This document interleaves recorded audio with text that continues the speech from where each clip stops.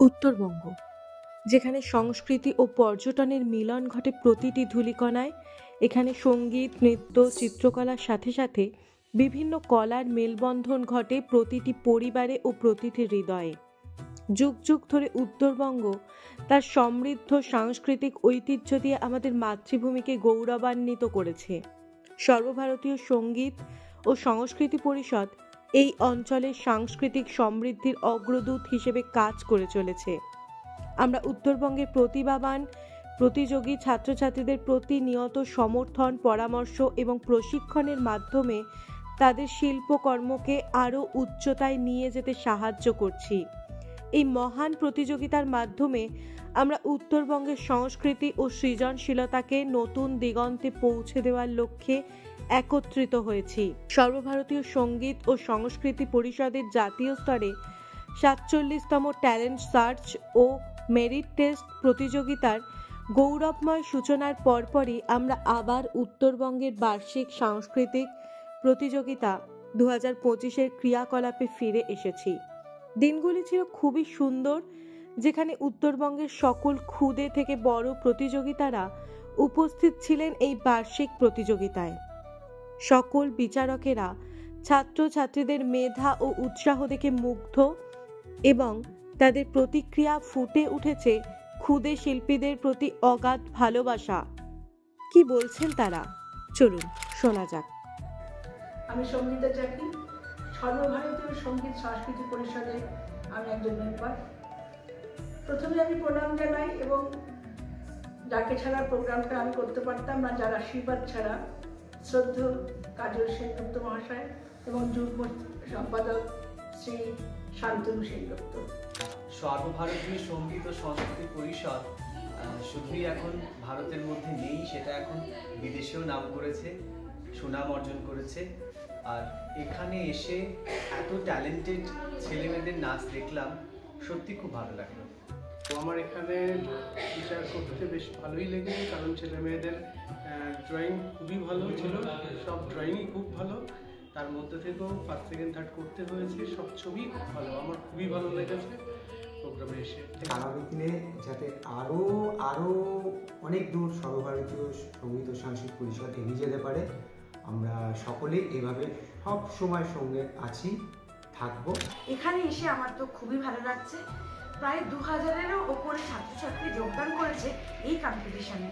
সেখানে আমি ক্রিয়েটিভের বিচারক হিসেবে যোগদান করেছি।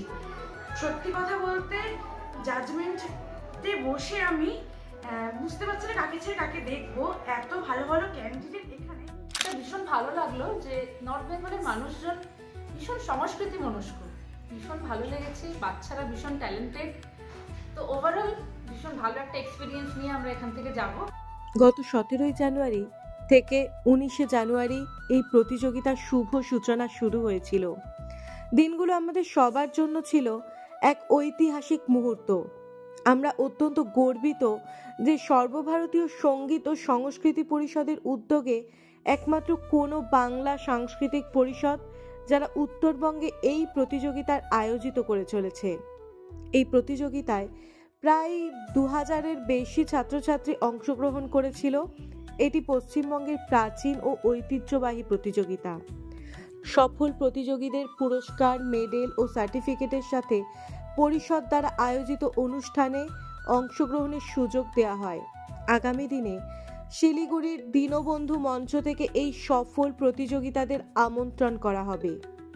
পরিষদের মেন অফিস থেকে উপস্থিত ছিলেন সংস্থার joint secretary doctor Shantanu Sengupta এবং অন্যান্য কর্মীবৃন্দরা, এবং উত্তরবঙ্গের জোনাল অফিস থেকে উপস্থিত ছিলেন শ্রীমতী সঙ্গীতা চাকি মহাশয়া ও অন্যান্যরা। এই প্রতিযোগিতা শুধুমাত্র শিল্পের উপস্থাপনা নয়, এটি সৃজনশীলতার এক আয়োজন।